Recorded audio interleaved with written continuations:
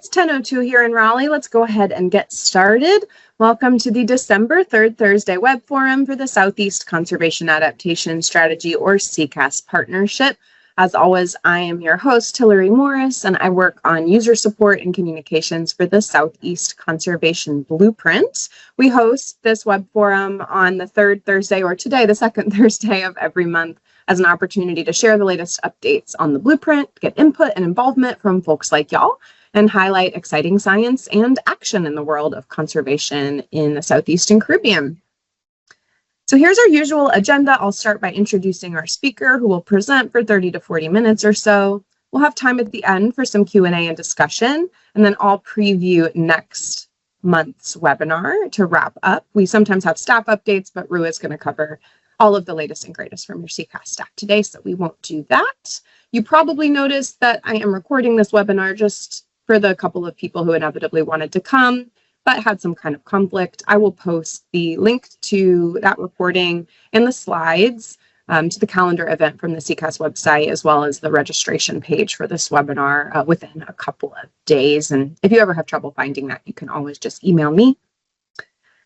So with that, I think we'll go ahead and introduce our speaker, who you all probably know, Mordecai. He's the science coordinator for SECAS, or as we sometimes say, the coordinator of the blueprint itself. And he's going to be talking to us today about what is new with the latest update to the Southeast Conservation Blueprint version 2025, which literally just came out a few days ago. So it's very much hot off the press, and we're excited to share it with you all. So Rua, do you want to take it away? Sure. Thanks, Hillary. Hey, everybody. This is the fun season. I mean, yeah, there's the holidays and there's the, snacks and time off and all that other stuff. But it's also blueprint season. New, tasty, fresh blueprint. Like this is good stuff. Yeah, I'm actually going to go in, make sure we're sharing everything right. Yay. Okay, we're sharing. That's good. All right, cool. So it's blueprint season. I get to talk about all the latest updates, and man, there's a lot. We were busy this year doing all kinds of awesome stuff. So I won't get to talk about everything in detail. I'll just hit a few little high points, just given how much fun stuff happened this year. Just a quick reminder of what the Southeast Conservation Adaptation Strategy does. Set this bold vision, ambitious goal, and we're here today to talk about designing that blueprint for action. That's going to be the big focus here, is the blueprint and all the latest fun, tasty stuff. So the vision behind the blueprint is this connected network of lands and waters to support thriving fish and wildlife populations and improve quality of life for people. And then the blueprint is really getting at those priorities for that connected network of lands and waters. Now, in looking at some of the changes this year, we went back and realized this is the 10th version of the Southeast Conservation Blueprint. And so it's evolved over a number of different years, and it's kind of fun to look back on where we've been. This is from the changelog. So this was something that was requested fairly early on by a number of folks that were like, oh, okay, well, I want to know all the different things that have changed as we've made some improvements. So we do have this changelog that has all kinds of detailed information on everything that changed in the blueprint this year. But I wanted to hit on this very beginning thing just to kind of give you a quick little history of where the blueprint's been over the last 10 different versions. It started back in 2016 with version 1.0 of the blueprint. Back then, we were integrating a number of different existing plans, trying to get them to match as much as possible. We didn't have the full SECAS region covered. We were missing some spots in Texas and Oklahoma and the U.S. Virgin Islands, but we were just getting started. So every year we've been making improvements. So in 2017, we had version 2. We expanded all of Oklahoma, bringing in another plan and integrating that. As we went forward, we kept trying to get this all right, let's keep integrating the plans. Starting in 2018, we started bringing in hubs and corridors. So we didn't have all of them, but we had some from some plans, and we started trying to integrate even more connectivity into the blueprint. And then starting at 2019, we got most of the SECAS area, but we were still missing some stuff. We brought in Florida Marine. We had some hubs and corridors we were bringing in Florida at that point. And then we kept improving. We changed the versioning names. We thought it was a lot easier to remember the year of the blueprint since we released it every year instead of what's version 3, what's version 4, what's the latest version. So now you can know what the latest version is because the 2025 version is the latest version for 2025. Yeah, so we made some improvements, and then around about 2020, 2021, around that time, we were getting more and more requests. I mean, all along, but as things started to evolve, folks, this whole approach of integrating a bunch of different plans was starting to break down. We had a lot more users that were working across states, big state boundaries, especially in things like Gulf restoration. And they're saying, man, we really need consistent methods across the whole area to be able to prioritize and guide our conservation decisions across multiple states. And so roundabout there was one of the bigger jumps we did in the blueprint, where in response to folks like y'all, we moved to this bigger integrated approach where we had consistent methods and data, hubs and corridors, working towards having it across the whole area. And we took it in 2 bites.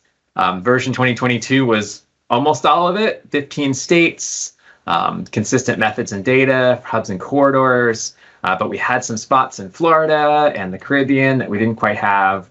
And then 2023, which is kind of crazy, it's just 2 years ago, we finally had consistent methods, data, hubs, corridors for the whole SECAS region, including the marine part of Florida, including Virgin Islands and Puerto Rico and all those different components. And then for the last few years, we've just been making it better. You know, guided by feedback from y'all and other things, we just keep iterating and making improvements. So that's the quick background on this latest version here, which is now version 2025.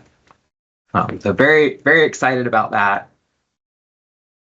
Just some things to remember, refreshers for some of y'all that have been involved in this for quite a long time.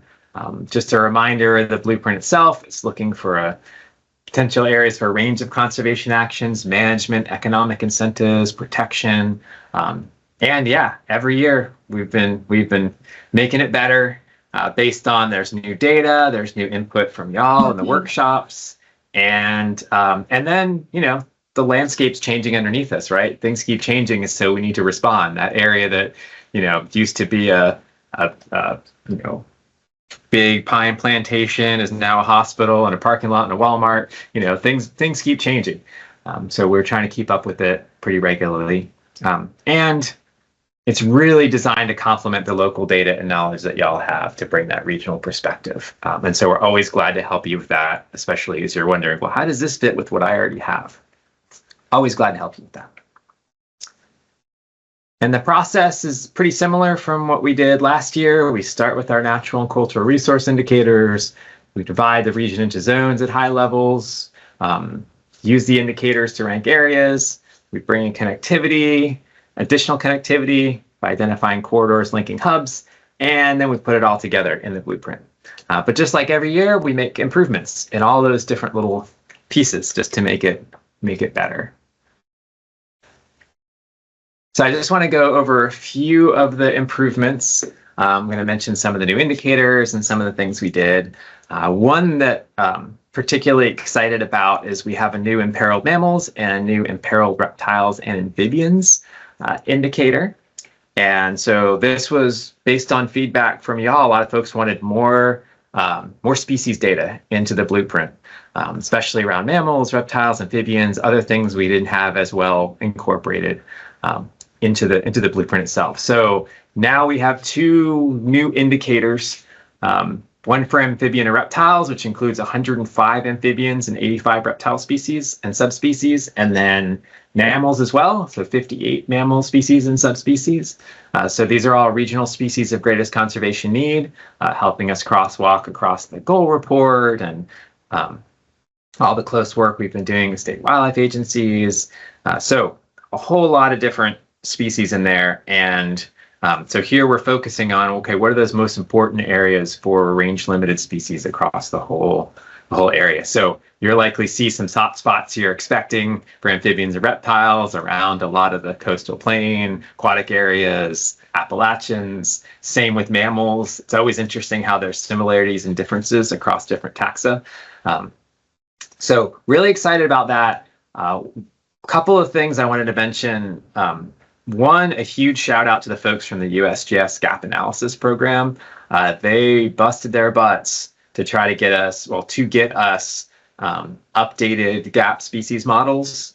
So the data were really, really old previously. And so they've been working to get species models up to more recent data. They worked really hard to get us the regional species of greatest conservation need for these indicators. They prioritized it, put it at the top of their list to get done. And they're continuing to work on improving it. They're shooting to try to get up now to 2023 land cover. So they've been super helpful and have prioritized this work so we could get this information into the indicator. That also means that we can share and identify within any of these places which of those species or subspecies are actually in each of those places. It's a little bit much because there's a lot of data under the hood. So right now you'll have to look to user support to help with that. But yeah, we do have publicly available information at the 30-meter pixel. So we can talk about not just the collective, but okay, what are the species that are making this look so special? So that's very exciting. So that is brand spanking new. Another brand new indicator is river cane restoration. Also really excited about this one. And this is yet another restoration one. So Louise Vaughn and Amy Keister have been the tag team working with tribes throughout the Southeast on identifying these areas for restoration management and opportunities for co-management. So this is really another exciting one. Important cultural species, important ecological species. This indicator is really looking around places that could be important for restoration or management of river cane, but also bringing in these co-management opportunities of places that are on protected areas and proximity to tribal lands and things like that. So that's another exciting indicator that we have out for y'all to use. And one more, I had to limit myself. I swear I would take like 2 hours to talk about each one of these because they're all special. None of them are my favorite childs. They're all so cool. But I limited myself to 3. So I also want to mention the new grassland and savanna restoration indicator. So in this case, we have a grassland and savanna extent indicator that we also improved. But this is new for this year, and it's really focusing on those places that aren't currently grassland or savanna right now, but have high potential to be in the future, where there's some good restoration opportunities. So in this place, the darker areas are places that don't currently look like they're grassland and savanna, but they have good potential, good restoration potential to get there. This is using a lot of different information, looking at historic grasslands. It brings in priorities from the Longleaf Alliance, Shortleaf Initiative, a number of different data sets, and also is sort of looking at grassland hubs and historic patches. So this is really exciting. It's designed to complement the grassland and savanna extent. So here's current grassland, but what could be grassland in a good position in the future. And what I pulled out here where this little arrow is going to, this is Ocala National Forest in Florida as a nice example here. And so this really kind of dark area that's coming out highest restoration priority up in the top area is example up in the north part. If you zoom into that, it's not really functioning as savanna right now. Still pretty dense pine forest, but great opportunity for restoration, for thinning, opening it back up, bringing it back to its historic kind of savanna condition. So that's really what we're targeting here. You know, you already have lots of other managed grassland and savannas in the area, and already a high priority for longleaf and other components. So that is another example of some cool indicators. There's a lot of other blueprint improvements there. We have a new floodplain inundation that's actually looking at within the floodplain. Is it really functioning as a floodplain? How often is it getting flooded. So that's actually fairly nice using some new, actually some Sentinel data. Yvonne Allen, who's retired now, helped put that indicator together, and more. There's more. And then we also updated our indicators. So the grassland savanna extent, landscape condition are updated with a bunch of new kind of known grasslands, improved prediction of potential, what look like grasslands. And then we also, in both of those indicators, and so folks out west will be happy about this based on some of your all's feedback, we improved how we deal with tree encroachment now. So in places that historically should be relatively treeless grasslands, when you get too many trees on them, they get bumped out of the category. And so now landscape condition and grassland and savanna extent can recognize that certain grasslands are not supposed to have any trees at all, and they're not supposed to be savannas. So that's one of the improvements we made in those indicators too. Yeah, like I said, lots of cool stuff. Other cool stuff improvement-wise, we improved some of the prioritization. We now can cover the open water part of reservoirs. It was a little too complicated before. We didn't quite have the right indicators. But with the new addition of the lakes and reservoirs indicator, which is another new one this year, we're able to cover the open water part of reservoirs. So lakes and reservoirs was a collaboration with the Midwest Landscape Initiative from the Midwest Blueprint. And so this is the first time we've gone across those two partnerships and co-developed an indicator. So we had teams here in the Southeast and teams up in the Midwest, and we worked to make sure that it was going to be something that would work both in the Southeast and the Midwest. And so that's the first of formal collaboration. We've been working together for years, but that's the first time we've really put all the indicator teams and input together to co-develop something that works across those boundaries. So that was cool. We also have a better Caribbean approach to prioritization in how well we balance Virgin Islands versus Puerto Rico. And we made a number of corridor improvements too. We got better links to state efforts, which I'll talk about in a second.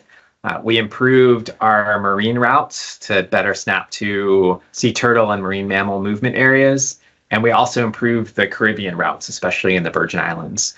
Virgin Islands, some of the offshore stuff was just a little bit too attractive for the corridors and all the beautiful reefs and submerged aquatic vegetation. And so we weren't getting enough corridor routes inland on land. And so we made some improvements, some new imperiled species indicators on land to kind of point out, hey, there's some really special stuff there's more special stuff out on the inland section that we really need to make sure we're capturing too. So yeah, lots of corridor improvements. One I wanted to mention is this better links to state efforts. And so we have a new approach, and we did it in a number of states that had these sort of corridor focused priority areas where we nudged the blueprint corridors a little bit based on those other state corridors. So states that had it like Georgia and Florida and other places that already have existing corridor pieces, we're basically kind of nudging the routes and saying, hey, you should kind of, all things being equal, we should move along these existing state routes. And I'll give you a little example. This is basically around Lake Wales in Florida. So that's Lake Kissimmee on the right side. And so the black outline is the Florida Wildlife Corridor, and this is 2024. And so, for the most part, we're following the Florida Wildlife Corridor already in some of these places. But there's some tough spots, and y'all know some of the working lands where you're connecting hubs, and it's kind of hard just based on the landscape and the land cover and everything to find the perfect corridor route between hubs, and when is it just a little bit too much. And so we've been spending time, and we'll keep working, spending more and more time with some of the more local and state corridor efforts, try to better integrate that local knowledge into the indicators. So this is 2024, and you can see a few of these routes that are going like across Polk County here that are, maybe not as, didn't look as attractive within the Florida Wildlife Corridor as they were looking a little bit closer.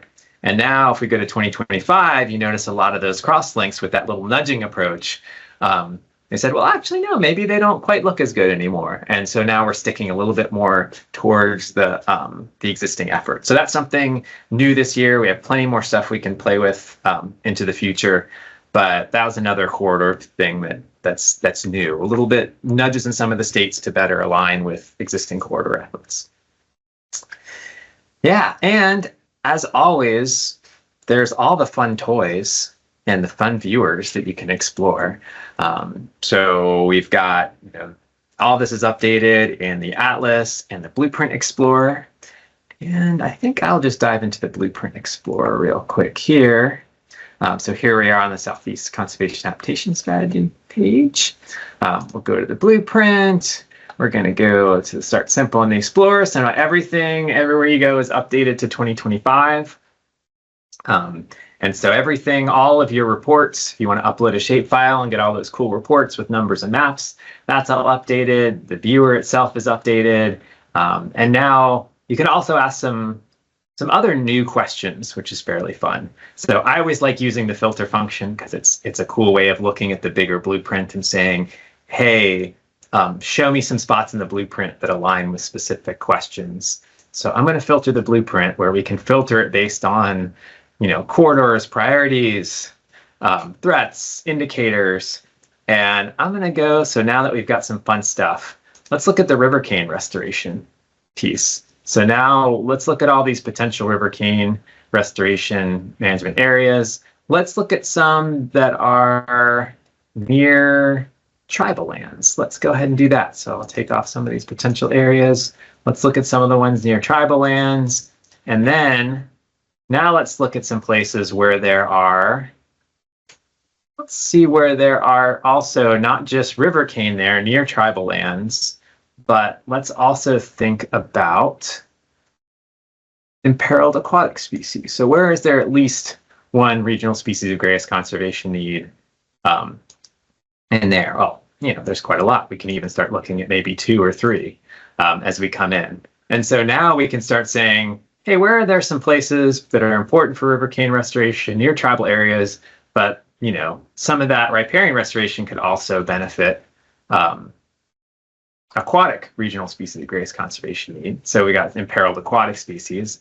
And then we can also think about, well, what about the herps? Let's make sure we've got particularly important areas for the different herps. And so maybe let's just look at the very high, actually maybe we'll just look at highest importance for amphibian and reptiles.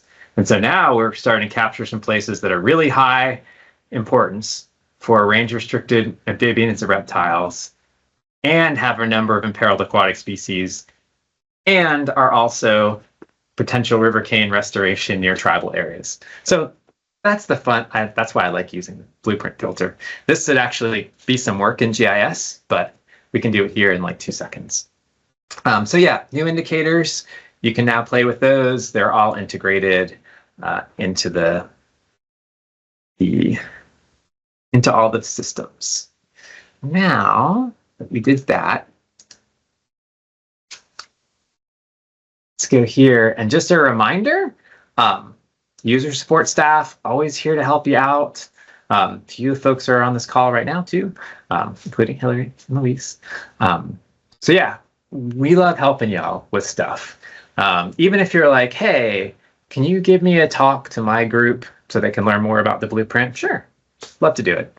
Hey, I'm thinking about using the blueprint, but I don't know how to put it together with the information I'm already using. Great, we're glad to help. We help for free. Not just using the blueprint itself, but how do you put it together with other information? We love doing that. It's an important part of our job, and it helps us make the blueprint better. So if you're interested, you got a use case in mind, or just want to learn a little bit more, feel free to reach out. Anyone on the staff page, we're glad to help you out and help you access some of the new stuff that's coming out. But hey, if you want to do stuff of your own, that's fine too. That's why we have all the little viewers and things like that. But we love to help, so don't be shy. I know some people are like, I don't want to bug you. Don't be shy. We love it. Yeah, and the amount of blueprint use just keeps cranking. I'm happy because we're up to round numbers that I can remember. at more than 500 people from 200 organizations is a nice number that I can remember, like $400 million, 400,000 acres. But yeah, amount of folks, the coverage, the different types of uses of the blueprint keeps growing. I didn't do a chart. I could have done a chart based on the Southeast blueprint, but yeah, the demand just keeps rolling along, and we keep ending up with really exciting uses. And that's what keeps, as your staff here at SECAS, that's one of the things that keeps us going. We love it. It's so much fun. Yeah, so that's what I have right now. If you want to follow along, you can join the newsletter. I think Hillary probably already included that in her little past pitch. But at the very bottom of the website, you can always sign up for the newsletter. You'll get like basically 2 emails, one for the web forum and the newsletter. And that'll give you a chance to sign up to Teams for indicators, or just anytime we want to ask you questions about corridors and other things. Yeah, that's it. So, questions? Yeah, we have plenty of time for questions. I would love to hear what's on your mind. Hi, I'm new here, so I just wanted to know. Yes, I was talking to Chad from American Rivers, and I'm just really interested in this stuff. And he was like, you should join the group. So I guess my question is, I'm from South Carolina, and I'm just curious how long you all have been putting this blueprint together, because it's really impressive. Yeah, this is the 10th version, and we released it every year. So basically 10 years for the Southeast Conservation Blueprint. And we got a lot of really cool stories and history in South Carolina too. South Carolina has just been amazing at all kinds of different levels. So, but yeah, it's been a while, but we grow it a little bit every year and try to make it better. One of those things that's never fully done and always evolving. But I think the strength of it really goes to like all of y'all when we have workshops and you spend time drawing all those little kind of circles, like, hey, this makes sense, this doesn't make sense. And I mean, we'll get hundreds of comments like that every cycle. And yeah, I read every single one, and we actually tag them as to like, nope, haven't fixed it yet. Yep, we fixed it, like looking good. We don't have it yet. We were talking about trying to make a little automated system so it could let you know, like you went in a workshop and you're like, hey, I found this thing. And then if we fix it that year, just to be like, hey, guess what? We fixed this for you. So we haven't quite figured that part out yet. But yeah, we keep it year from year. So if you went to a workshop 2 years ago, we still have your comment about something that was important, and we're still looking at it and stuff like that, which is yeah. That helps a lot, because we're covering a pretty big area, so it's not going to be perfect, but it can be better every time. So yeah, I think this, as far as getting involved, the workshops are one of the big ones that we have pretty regularly, but we also, through the newsletter, will call up opportunities for teams as we're developing indicators or questions. Like on the workshops too, we'll ask the broader partnership questions around, hey, how do you think we should approach this challenging corridor thing? We'll have people vote on it and talk about it and stuff like that. So yeah, join the newsletter is the best way to keep in the loop on that front. I'll do that. Thank you so much. That's awesome. Yeah. Welcome. I see a question in the chat from Julie about whether there's more detail on our website or in a report, either from us or the GAP team, describing the methods used for the new RSG stand layers. Yes, absolutely, there are. There's a couple places that you can find that. The blueprint development process is kind of our long, exhaustive, like 300-page PDF report that has all of the nitty-gritty details of how each indicator was developed. I will drop some links in the chat. I probably can't talk and drop links at the same time, so bear with me. I'll drop those in a second. The link to download the development process by itself. It's also bundled into the blueprint download package. I mentioned that the change log is in there too, but that's kind of our one-stop shop where you can download all the data, the code, the documentation, the change log. It's all in one folder for you. The other place that you can get that information is our ArcGIS online hub site that we call the SECAS Atlas.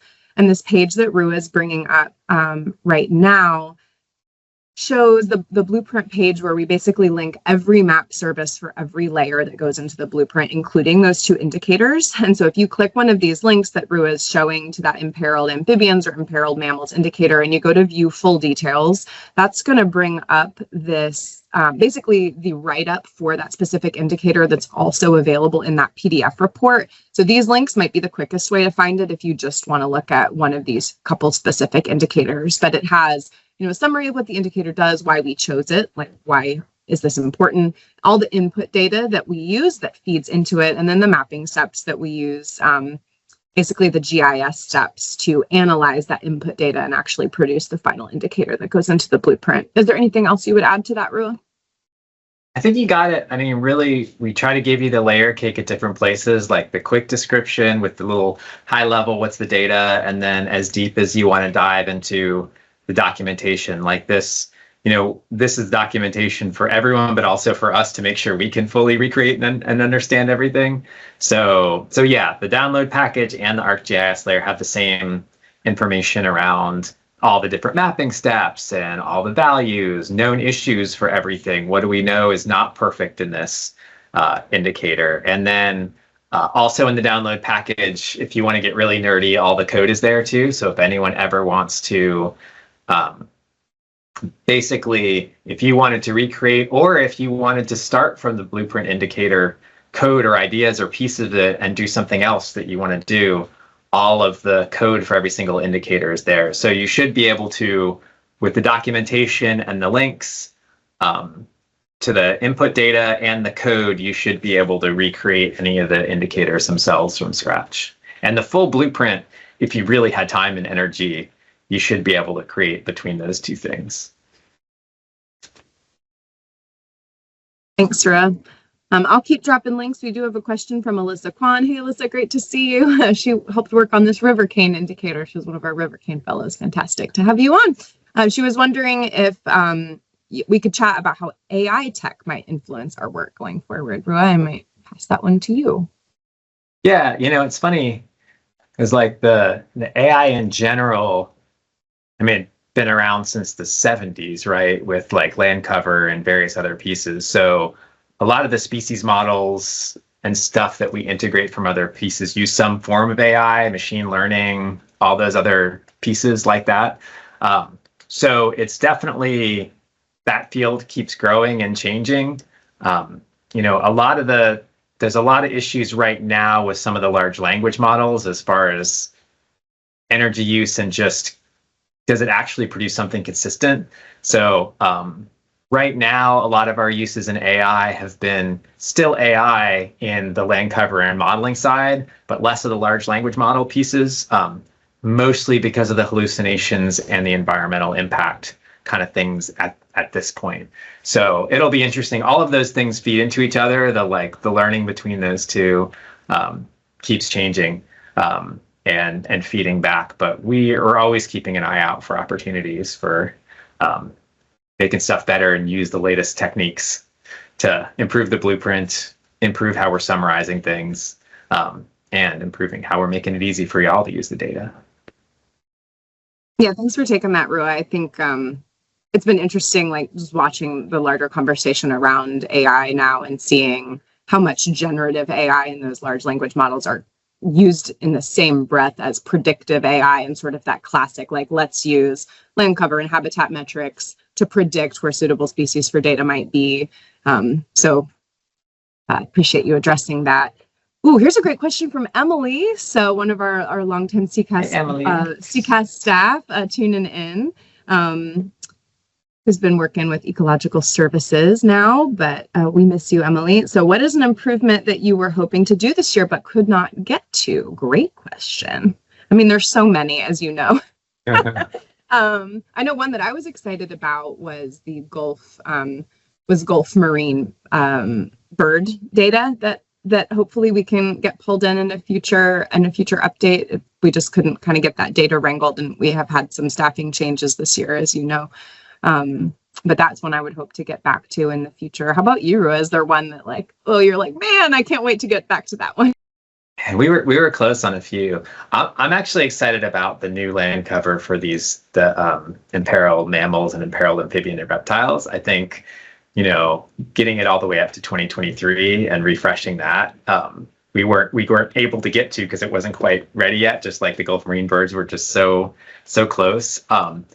Another one that comes to mind is, in the Virgin Islands, we were able to get in a number of new bird models and a few herp models that were based on some amazing work that Wildmont has been doing down there. That's automated recording units. Speaking of AI, right? Only possible because of like the AIs being able to go through, I don't know how many hours of recordings and create occupancy models across all the Virgin Islands for all these birds and a number of the frogs as well.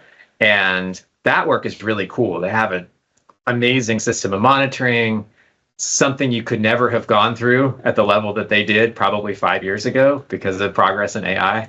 And so they also had some work that was just not quite ready in Puerto Rico.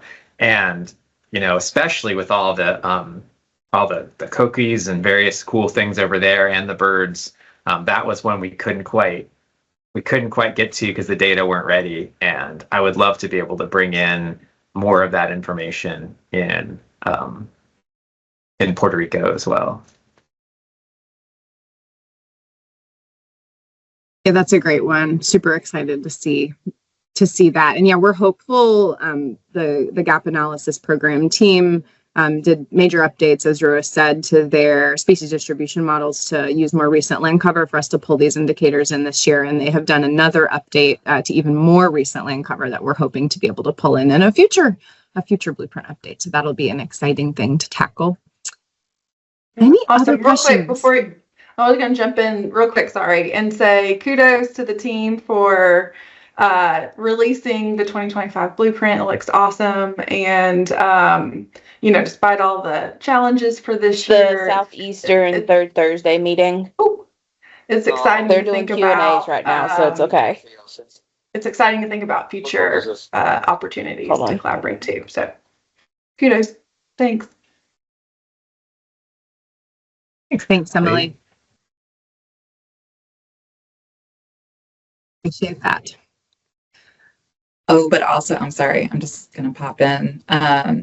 Please. We can't not say kudos right back to Emily, who worked super hard on so many of these indicators and was just frankly, an amazing subject matter expert on all things aquatic and in general, an amazing rock star person to work with. And miss you so much.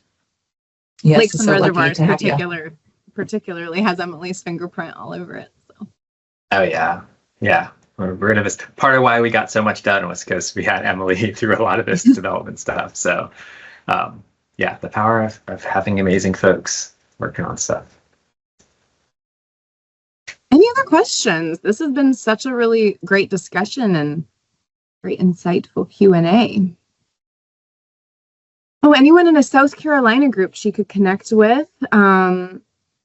That's great. Let's give that some thought. I know that there's some exciting corridor work going on in South Carolina, and definitely some partnerships that we've been involved in, like the Upper Waccamaw Task Force and others that are just such a fantastic group of partners really getting stuff done in different parts of South Carolina. And then certainly, as Rua said, join the newsletter and you'll get opportunities to come to workshops, which generally have a geographic focus. Well, how about I wrap us up, giving y'all a sense of what to expect on next month's web forum, and then we can pause again for questions at the end. So next month, we will be back to the third Thursday. Today was our weird second Thursday outlier, but that's going to be January 15th with a registration link that I will drop into the chat in a moment. We are going to be hearing from a number of folks with the Southeast Grasslands Institute, Chip Morgan, their GIS analyst, and co-founders Theo Witzel and Dwayne Estes. Theo is also the Chief Conservation Officer and Dwayne, the Executive Director of SGI. And they have been working on something that they're calling Grasslandia, which is kind of such a great name, their website for like all things Southeast grasslands. And that's been a work in progress, and they're going to give us kind of a advance under the hood peek. So I'm really excited to hear about that, get a tour. They'll talk about what types of content they're planning to release. It's going to include story maps on different topics and some experience builder apps in ArcGIS Online, and get to see an advanced look at what they're cryptically calling that map, which I assume is a long-awaited map of some great grassland data. So they really want thoughts and feedback from the SECAS community on where they're headed with Grasslandia. So if you're a grasslands person, definitely do not miss our January web forum. And I will, before I move on, go ahead and drop that registration link in the chat. This is something Rue has been quite involved in, wearing his grassland hat and Piedmont Prairie Partnership hat and others. So yeah, so this is usually my last slide. Rua touched on a lot of this, how to join the SECAS newsletter. That's the footer of any page on our website. You can definitely connect with your SECAS staff. The 6 remaining full-time SECAS staff are on our staff page, and you can get in contact with us. We would love to hear from you. If you want to see what partners are involved in SECAS kind of from a governance perspective, you can see that on our partners page. And then obviously, please explore this brand new blueprint that Rua just described. We would love to get your feedback. We would love to help you. Again, that service is free, and user feedback, expert feedback is really the fuel that powers the engine of this blueprint revision cycle. So if you see something that looks under prioritized, over prioritized, why is this missing? Can you explain this to me? I have a question. Like, we're here for all of that, and to help you strengthen proposals, inform conservation plans, brainstorm the way that the blueprint could be useful to you. It's literally our job, and we're very happy to do it. It is not a burden at all. It's why we're here. So please do reach out. And with that, I think we can just pause again and see if anyone has had more questions arise for Rua or for others on the team. And thanks, Green Todd. Green Todd, another longtime SECAS collaborator. Appreciate that. It has been a little bit of a wild ride, but we're really happy with what we were able to get done. Appreciate everyone's time. Hope you have a wonderful holiday, a wonderful new year, and we'll be back at it in January and hope to see you then. Take care, everybody. Thanks for a great talk. Thank you.